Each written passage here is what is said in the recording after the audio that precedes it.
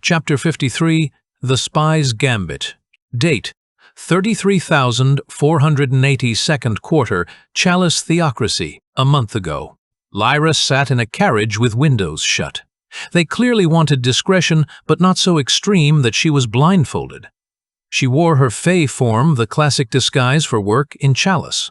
Headmaster Carafa had said the other day some important person requested a discreet and capable Chalician worker, and Lyra agreed, even though she feared not for her life but for leaving Aris at Ivory Gate all alone. Well, not all alone, but with a snarky and useless fox. After moving 10 minutes with twists and turns, the horse carriage stopped. All those unforeseen shaking made her stomach lurch, but she kept everything down where it was supposed to be. One hand took hers and helped her down, and what followed was walking, taking steps. Daylight cut off as they entered the building. Excellent smells welcomed her. The hand that took hers belonged to a well-built Chalician Templar. He escorted her into a mansion's library. The room was breathtaking.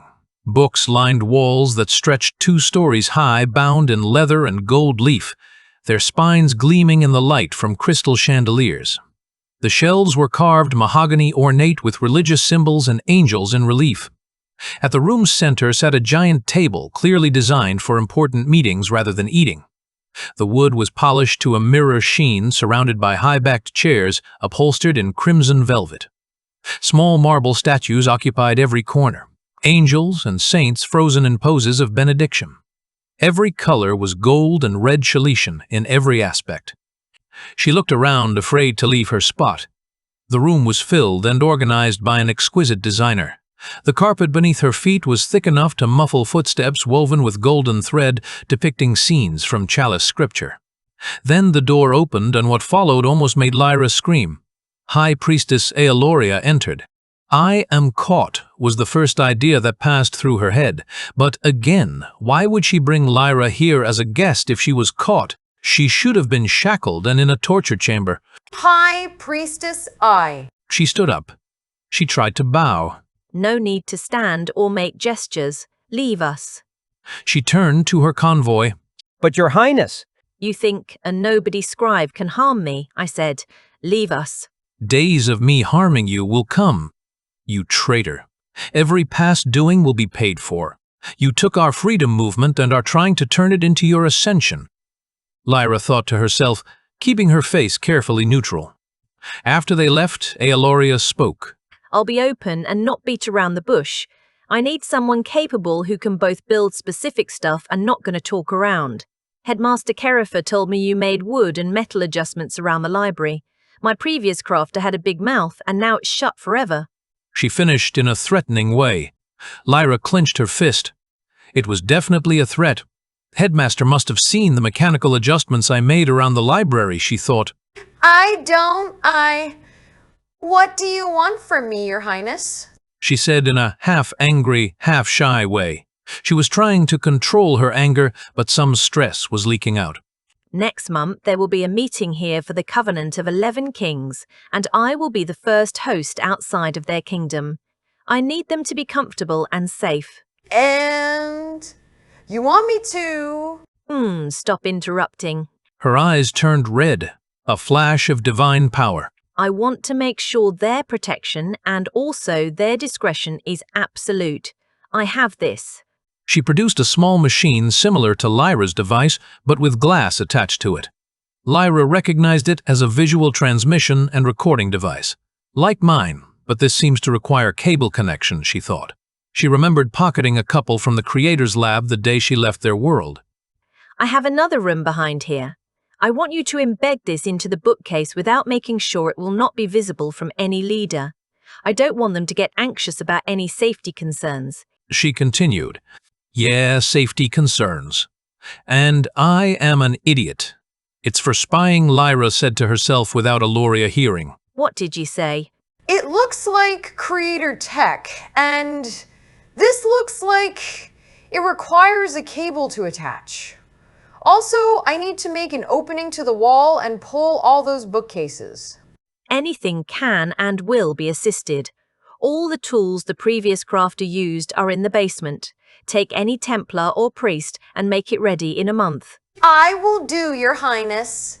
In case you are a meathead like the previous crafter, if you tell this to any soul, you'll be buried next to him, along with every one of your kin. The threat was very clear to Lyra. Lyra took the tools. I am not a crafter or builder, but I am capable of anything, she thought. When she entered the next room, she was amazed. The room was filled with glass screens showing parts of Chalice and some city squares of other kingdoms. Mother took all the creator tech and is using it for herself and her reign, Lyra muttered to herself. Did you say anything? Yeah, get your friends and remove all those bookcases across this wall. All month, Lyra worked as if doing surgery with a needle. She made sure to remember every curve of that bookcase. She produced such nice craftsmanship. Nowhere in the meeting room did the camera glass shine to eyes, and in the monitoring room recording was produced neatly. She also worked out another plan. A plan where one wrong move, one wrong word would get herself killed.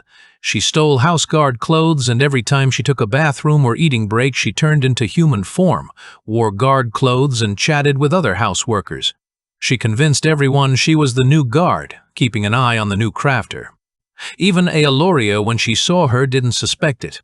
Her lapdog, Crusader Kurgodan, was too above himself to remember one puny guard. The day of finishing the attachments, Aeloria dismissed her to the academy and once again made sure she shut her mouth. But she slipped into the bathroom and got out as human guard Lyra. She gave assurances about taking Lyra to the academy. But she lingered as human and took her place at the guard room to plant her transmitting device to see all monitors from across the wall. Her device was nearly indistinguishable from the wall and could transmit without need of a cable. Creator's gift, she thought. Well, it was stolen, but creators stole their free will. Pretty even trade. Are you the one taking the crafter back to Academy? Kurgodan stopped Lyra in human guard form. Yes, sir. Take the carriage. She's done a fine job. She said she wanted to walk. Take in the good weather. Sticking around a whole month. She? Fine. When you get back, report back to your captain. She quickly, before anyone noticed, went downstairs, hailed guards as human Lyra, and gave vague answers about taking the special crafter to the academy. When she found a secluded place near a canal, absolutely sure she was not being watched by Eloria's guards, she turned to Fey form and gave herself bruises ragged her clothes. She tied her guard clothes to branches and threw them inside the city canals, then reached Ivory Gate entry. They killed her. A halfling woman killed her. She died protecting me. I got away hardly. She caught a guard she recognized and held him. As guards from the priestess were called from the academy, she explained the made-up story of the human guard killed by a halfling with scars matching descriptions from 3 months ago. Getting rid of all suspicion about a vanishing human guard. I will personally talk to Kurgodan about this. But the head of the guard seemed unconvinced. And Lyra took notice of that, making a note to herself to make every step more secure. Chapter 54, Shadows and Schemes. Date, 33,480 second quarter. Iron Confederacy and Goblin Chiefdom's border. Demir and the group set up a secluded camp on the cliff overlooking the Goblin camp. The dwarf committee unloaded their cart, and there were preparations for a banquet. Smoke rose from cooking fires. Torches were lit, and crude tables were being assembled in the clearing below. Whatever they're going to talk about, I want to hear it. He said, his voice low and firm. I am not as good as Kilgore, but I have hiding skills. I can sneak if you want. Huntress Marvin, the black-haired, tall archer who shot down and captured Kazakh, intercepted. I can accompany her and protect her if something happens. He cut in. Is it necessary when NPCs talk with each other? We are gonna kill them and take their stuff. One of the mages of the settlement who spoke less but ate like a pig interrupted. Ardrum, I can explain later to you. But don't cut in on what you don't understand. This is not a game anymore, and every bit of information is important. Some may be for surviving, some may be for getting out. He said firmly. What would goblins know about getting out? They aren't even in the Covenant of 11 Kingdoms. He protested. Roderick dismissed Ardrum and turned to Demir. We are short on numbers, so we can't attain every job skill we'd like. We have to take everyone and use them in rotation. Kilgore had to sit this one out, so I am counting on you and Marvin to sneak. Demir was starting to admire Roderick. He was a much better leader than he'd anticipated. He'd expected a fight-crazy warrior, but he was acting like a small group leader. Not cocky, meticulous, calculating, and most importantly, firm and participant. Even though Ardrum talked ignorantly, he didn't dismiss him in a way that would make him resent it. Sure, Roderick will be careful. If shit breaks out, I'll drag Marvin somewhere to hide, not bring her here. Good instincts. Were you military before the game closed on us? No, just common sense, I guess. Demir went back to his small group and explained that tonight they were going to spy around. Be careful, Demir. You never know about this game anymore. Don't risk your life alone. They warned. I want to come with you too. He said, his eyes still burning with that unquenched fury. Sin, the moment will come. The spying is not the place for you. Just... The burning in Sin wasn't dimming down. His eyes always wanted to cut down anything in his path after his father's death. Even though Timmy was his twin, he had to be the mature one and tried to calm him down. After the dwarves left, we were gonna attack anyway. We walked 2 days, just sit and rest. Sin left without saying anything. Ready, big guy? Marvin approached. She'd covered her open parts with mud. What are you wearing? Don't you have sneak skills? Contrary. Why are you wearing that shiny armor? Remove it and cover yourself with the same mud. Sneak skill is useless if they've already seen you or taken your smell. Marvin took Demir to where she'd wetted soil and made mud. What is that smell? Is there shit in it? His face contorting. Yeah, I think goblin shit. They won't ever notice us. She said, matter-of-factly. Ugh. Demir lurched and Marvin laughed, her blue eyes shining under the artificial moon. How, though? Your stomach can take this? Were you a toilet cleaner before the game? These are first date questions. Are you sure you're asking those? She said in a flirty way. Demir blushed at the idea. Flirting while muddying each other.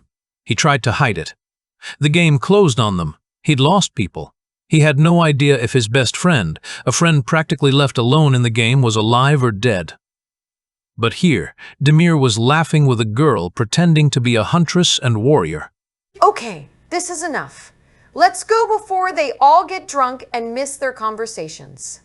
Roderick wished them blessing, and Ardrum, before they left, cast some spells to help them hide.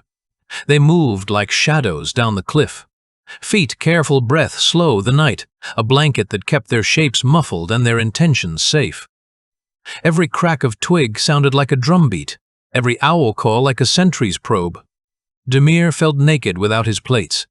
The metal had been a second skin for so long that when he peeled it off and smeared himself in the stinking mud Marvin had prepared, he felt like a child again, small and exposed to a world that could chew him up. The mud smelled of rot and old campfire and something worse. Goblin latrine. Marvin had said with a grin that somehow made Demir flinch and smile at the same time. It clung to his hair and dripped down his neck. His armor lay in a bundle at the lip of the cliff, silent and useless for now. He tucked his cracked shield into a satchel and slung his short sword at his hip. It felt light and unfamiliar in hands that had learned to trust heavy blows. Marvin moved with practiced silence. She had a way of folding her long limbs into the ground, sliding between boulders, as if the rocks themselves welcomed her. Demir followed, imagining he was made of the same forgiving stone. But his boot slipped on crushed leaves, and the sound it made turned his teeth cold. Marvin threw him a look that was equal parts amused and reproving. Keep your breath shallow, like this. She hissed. She demonstrated chest barely rising, shoulders slack. He forced himself down, felt his heartbeat hammer like a smith's bellows. He mouthed her example, imitated it, and the rhythm slowed. Lower on the slope, the goblin camp sprawled beneath the cavern mouth like a rotten flower in bloom. Tents and lean-tos clustered around a central larger canvas draped in patched hides and stained banners. Torches guttered by posts, goblins lurked with crude spears and sloppy armor. Beyond them, where little wagons stood with dwarven markings, Demir could make out shadowy forms of figures that didn't belong to the goblin brood. The dwarves' crates were stacked on wagons half unloaded. The gleam of metal caught the moonlight in dull, accusing flashes. Seeing that something cold and bitter fizzed in Demir's gut. There, 2 sentries. Dull blades, half drunk. We don't need to kill. Knock them. No noise. She pointed a long finger slicing the air between 2 tents. Her voice was a thread of silk over steel. Demir swallowed, set his jaw. The plan tightened in his mind like a loop. He studied the two sentinels, hunched backs, slow eyes, breath puffing in the cold. One toyed with a clay cup, the other rubbed at his spear-haft fingers thick with grease. Both were too complacent. That was their virtue and their danger. Marvin drew 2 arrows. Then Demir watched with a ridiculous mix of envy and respect as she snapped the iron tips off and blunted them with a small stone. If you pierce, they bleed. Dull is for closing heads without telling the rest. She notched an arrow, drew, and released. The first flew soft and true. A dull thunk, a roll. The sentinel slumped over like putty. Marvin's second shot was perfectly timed, the arrow striking the second guard at the temple with a whisper. Both collapsed without a cry. And place beer cups. Make others believe they slacked. She whispered to Demir. Lucky. It's called skill, honey. They moved between tents like ghosts keeping low. The nearer wagons had dwarven sigils stenciled on them, hammer and crown twisted with mud. Dwarves ambled about near them, cups in their hands, laughing with goblins in a clumsy, uneasy camaraderie. The sight was a blow. Dwarves trading with goblins, the rumor was a knife in the throat of everything Demir believed. He forced it down and focused on the task. The smell of beer and cooking drifted, and the sounds became a tapestry of life. Goblin guffaws, dwarven baritone chuckles, clink of tankards, the soft scrape of carts. Marvin shushed him with a press of her fingers to her lips. She had eyes for movement, for the way a goblin's shoulder twitched when drunk. She led him along a narrow trail between stacked crates and a smoking pit, pulling him close to a pile of hides where the warm breath of animals and dirt and excrement would hide any human scent. Listen! She breathed. They pressed themselves beside a mound of sacks and peered past a lean-to into a clearing. The big tent rose before them, canvas drawn tight and heavy with stains. A low table stood inside and around it. A collection of figures slouched. Goblin lieutenants with curled tusks and crude armor. Dwarven envoys in patched chain, and at the center chairs pulled close in apparent deference. A wealthy, fat and tall goblin with a circlet of brass on his head. He looked like a king gone soft. Demir's breath slowed dangerously. He felt every hair on his arm stand up. At the edge of the tent, more officers lounged with jugs turned up, heads nodded in drunken agreement as one of the dwarves spoke. The words drifted out, muffled at first. We'll hear better if we get closer. No sudden moves. Her jaw tightened. She adjusted, sliding an inch forward, then another, until they were almost on their bellies' faces, inches from the canvas. The tent's flap was open half an arm's length, and in that opening the two of them could see and hear without being seen. Inside, the dwarf committee had laid out samples, ingots, a cluster of short blades, something wrapped in oiled cloth. A goblin with a ledger tapped at a list, muttered figures. The atmosphere was not of crude barter, but of a business transaction, measured, precise, terrifying in its mundane efficiency. From the ripped part, they could see inside and hear everything. Chapter 55. Unholy Alliance. Date: 33,480, second quarter, Iron Confederacy and Goblin Chiefdoms border. The air at the goblin camp was thin, cold, and sharp with pine. Demir crouched low, belly pressed to dirt, watching torchlight flicker over the goblin outpost below. Shadows twisted like specters across the clearing tents, set in crooked lines, smoke from cook fires bleeding into the artificial night sky. The banquet had begun. At the heart of the camp, beneath a patchwork canopy of stitched hides and banners, the goblin chief sat upon a low wooden throne. Unlike Grothmar, this one wasn't giant, rather fat, his frame wrapped in mismatched armor. A circlet of tarnished bronze rested awkwardly atop his head. When he spoke, his voice carried in broken common words, crooked and jagged like his teeth. Keltor, your shipment, too small. 1 mine down, eh? Should not matter. We give much. You give less. His tone was sharp. His tongue twisted around human syllables as though every word was a wound. Opposite him sat the dwarven committee, 5 men with braided beards and plates polished to gleam. At their head was a dwarf, far from typical. Silks draped over his shoulders, embroidery gilded across the hems of his tabard. Demir almost snorted. The garish cloth made the warrior look like a fattened noble draped in curtains. Yet the authority in his eyes was clear. The Iron Prince has more on his plate than your little squabbles, lad. 11 kings' moots comin'. He's got tongues to sway thrones to mind. Goblins in the Covenant? That's a bigger dream than one bloody outpost. Keltor leaned forward, voice thick with a rolling brogue. Supreme Chief Tifu, he want Covenant, but reward? None. Conquer surface build city, that should be first. Cities need stone, lad, need builders, need the craft of hand steadier than your lot. You'll nae build walls with goblin paws alone. He smirked, sipping ale from a silvered flask. We working. Slaves do build, slaves do teach, slaves make young strong. He growled. His gaze slid across the tent full of hunger. We find more. Humans, elves, orc, all same. Demir's stomach clenched. His hand twitched toward the hilt at his side, but Marvin pressed a steady palm to his wrist. Wait, listen.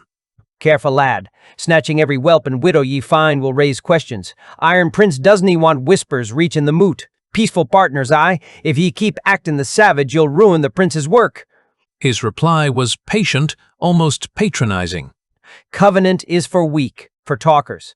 My chief used Covenant for friends, nothing more. Me? I make city, high wall, tall tower, goblin city. Then I speak equal with Iron Prince. I learn from my father Tarvin. The goblin chief waved a clawed hand dismissively. Ambition's a fine cloak, lad. But don't wear it where all can see. Speak less, build quiet, or you'll find yourself buried under your own stone. His smile was thin. Keltor is friend. Me command 100 now. Small, no matter. Scouts out, find puny villages. We take, we grow. Soon, too late for anyone. He laughed a hacking sound, slapping the table with spindly fingers. Their laughter rolled together, dwarf and goblin sharing mugs of foaming ale, while musicians outside butchered rhythm on skin drums. Me, take your gifts. Such shiny metals. My brother experiments with strange metals. Needed them. Those are very expensive. Make sure not to waste. He warned. Demir's teeth ground together. Every word confirmed the dread he carried. This wasn't chaos anymore. This was design. As the talk dissolved into slurred boasts and drunken nonsense, Marvin gave him a sharp gesture. Enough. Time to go. She mouthed. Demir nodded reluctantly. But as they pulled back from the tent, something caught his eye near the beast pens. At first he thought it was another warped creature from the burrows. Twisted wolves, mangy boars, all forced into servitude. But this one stopped him cold. It was a wolf, yes. But unlike any goblin-bred thing, its coat shimmered silver beneath torchlight muscles corded with power frame, massive, nearly Demir's height at the shoulder. Its eyes burned gold, fierce and intelligent. More shocking still was the armor it wore. Fresh, forged plates, polished and seamless, utterly out of place among crude goblin iron. A glowing collar, clearly magical, kept it contained. The beast thrashed snapping chains taut. One goblin was sent tumbling, ribs cracking as he hit the ground. Another scrambled back squealing. Frickin' monster. Tell chief, wolf no tame, tear him apart it will. One spat, clutching at his arm. 4 more rushed in, tightening chains, forcing the proud animal into submission. The wolf snarled the sound, shaking Demir's bones. Then its gaze lifted and locked with his. For a moment, the world shrank. Those golden eyes full of fury and challenge stared through him. It was not the look of a beast, it was the look of a rival. A call. Demir's breath caught. His instinct screamed to step forward, to answer. But he forced himself still. Slowly, deliberately, he bowed his head, breaking the gaze. The chains rattled, the wolf snorted, and Demir turned away, following Marvin back up the slope. They returned to camp in silence, the night air heavy with tension. Most of their companions were already asleep, but 2 figures kept watch by the dying fire. Sin, leaning on his cleaver with restless eyes and Rodriceric beard in his hand, gazed steady on the stars. So, what did you hear? The commander looked up as they approached. Sin brought them water and bread, his movements curt but attentive. Demir chewed slowly, savoring the taste after hours of tension, while Marvin relayed the tale. The chief's ambitious. He wants more than raids. Talks about enslaving everyone he can. Building cities. Says he commands 100 already, and more to come. She said flatly. He's sending scouts everywhere, hunting for small settlements. Anyone unguarded will be taken. He wiped his mouth, adding, As I feared, these valleys are growing dangerous. He frowned, thumb running along his jaw. Dangerous? We can cut them down. Every last one. He spat. His voice was hot iron. Aye, we can win battles. But wars? Wars swallow people whole. Our numbers don't grow. Theirs do. History is nothing but strong folk crushed beneath the weight of endless hordes. His eyes softened, but his words were steady. Then, what do you suggest? He leaned forward. Nothing yet. But I'll tell you plain, the future isn't bright, not unless we find a way off this cursed world. The commander sighed, eyes dark with thought. Silence settled over them. The fire popped. Somewhere in the distance a wolf howled, not goblin-bred, but wild and free. Demir thought again of the chained silver beast of its eyes burning into his. Tomorrow we scout. Make sure the goblins don't have reserves nearby. If not, we strike when the dwarves leave. They've 100 left in camp. Manageable. He broke the quiet. Huntress see if there are hidden bands lurking. He turned to Marvin. She nodded. And this talk of the Covenant. It doesn't touch us. But I wonder, what coin are they giving the Iron Prince to speak in their name? He muttered. No one answered. The next morning, scouts were dispatched. Sin and Timmy headed east and northeast, restless energy driving them forward. 2 others swept west and northwest. All day, tension wound tight through the camp as reports trickled back. No hidden bands, no reinforcements. Dwarves left. Then we attack tomorrow night, 12 against 100. Better odds than waiting for them to grow stronger. At last, Roderick stood, his voice grim but resolute. That night, Demir polished his dull sword by firelight, the weight of it heavy in his hands. Around him the others readied armor-strung bows, whispered prayers. When darkness fell the next evening, they marched. Quiet as ghosts, they crept down toward the goblin camp. Marco and Ardrem whispered incantations, sparks flaring in their palms. At Roderick's signal, Ardrem and Marco sent their blasting spells and lightning ripped across the clearing, striking the drunken crowd by the central fire. Goblins screamed, chaos erupted, and the skirmish began. Chapter 56. Breaking the Line. Date: 33,480 second quarter, Iron Confederacy and Goblin Chiefdom's border. The torches of the goblin camp sputtered as night wind swept the clearing. Shadows jerked across the crooked tents, and for a heartbeat, all was still. Then Roderick raised his hand. Laid down ball pot was bring why. He barked. Marco and Ardrem unleashed fire and lightning. The twin blasts slammed into the goblins clustered around the central bonfire, exploding in showers of sparks and blood. Screams erupted. Chaos rippled outward as the drunken horde scrambled for weapons. Hold the lime. He thundered, shield raised. He charged first 5 other shielded men, slamming into position beside him. Their wall locked tight, iron rim to iron rim. Demir sprinted to the left flank, bracing his battered shield as the first wave of goblins crashed against them. The impact rattled his bones. Crude axes, clubs, and spears clanged against their defense, sparks flying in the dark. Demir gritted his teeth and shoved forward his short sword, darting out from behind the shield. The blade split a goblin's throat, then withdrew just as another slammed against him. On the right flank, Sin roared, cleaver hacking down a shrieking goblin. Timmy's spear darted past him, punching through another's gut. They moved in rhythm despite Sin's fury. Timmy steadying the strikes, Sin battering the gaps open.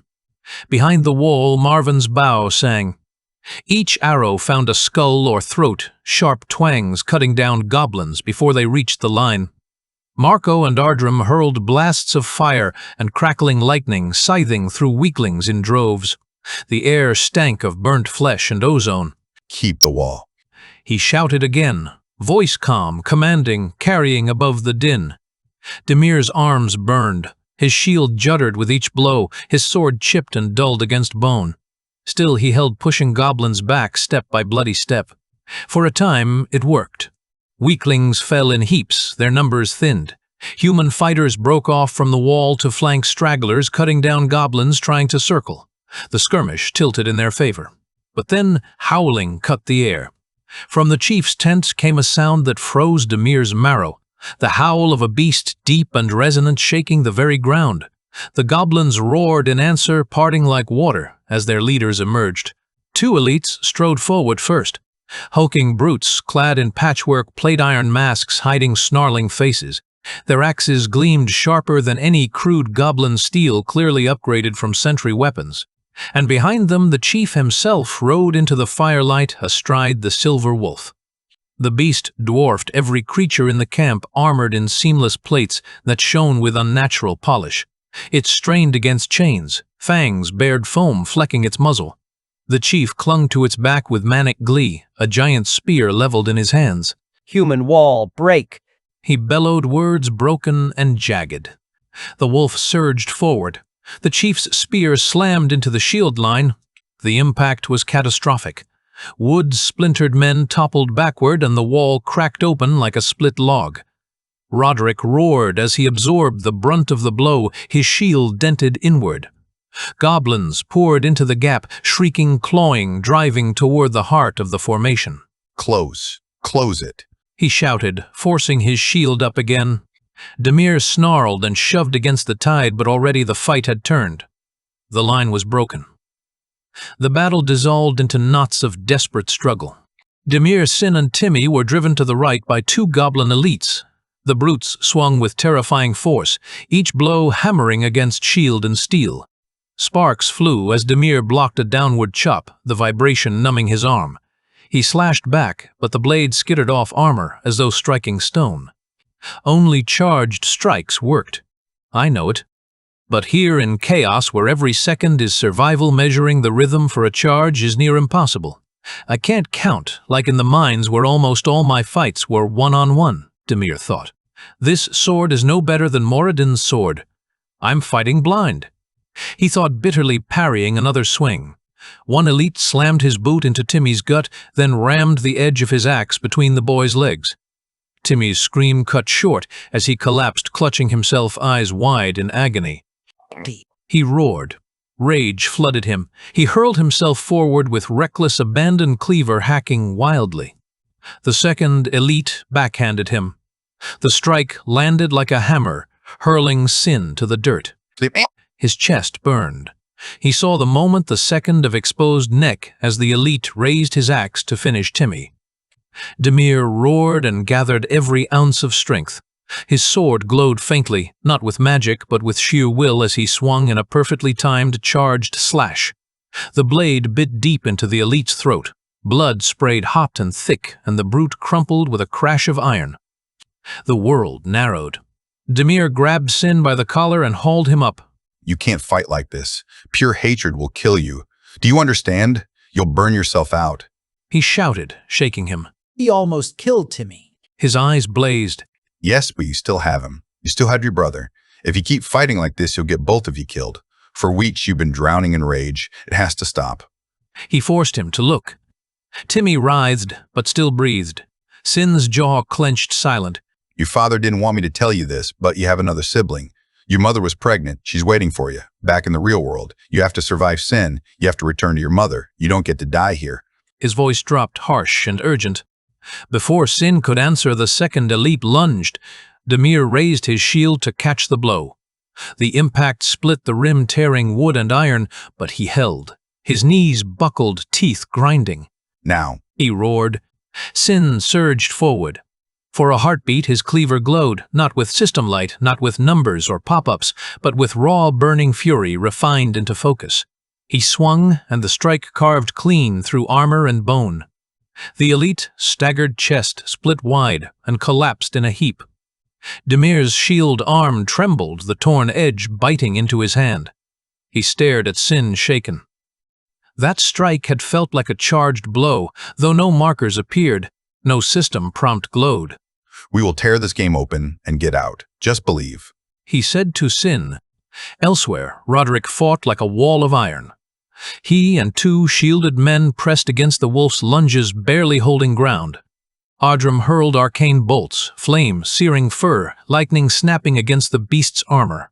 Still, it surged, spear thrusting, again and again, forcing Roderick back inch by inch. Stand your ground. The commander spat blood teeth bared. Demir shoved forward, hacking through another goblin, his lungs burning, arms numb. Around him, the humans fought with desperate ferocity, cutting down weaker goblins who tried to flank. The ground was slick with blood and mud corpses piling high. But still the goblins came. The bonfire cast long dancing shadows over the battlefield. Broken tents, smoldered arrows jutted from corpses, and the wolf howled again, shaking the marrow of every fighter. At last the chaos slowed. The horde was thinning. Bodies lay scattered, goblins shrieking their last. And when the smoke cleared, barely 20 goblins remained clustered tight around their chieftain. The chief brandished his spear, voice rising above the din. He pulled the magical collar, and the wolf stamped and snarled, eyes burning gold. Demir raised his battered shield, breath ragged. Beside him, Roderick tightened his grip, blood running down his arm. Around them, their small band of survivors pulled close, eyes hard, despite exhaustion. The skirmish had cost them dearly, and yet at the heart of the camp they still stood. 12 against a chief, his beast, and 20 goblins who had yet to break.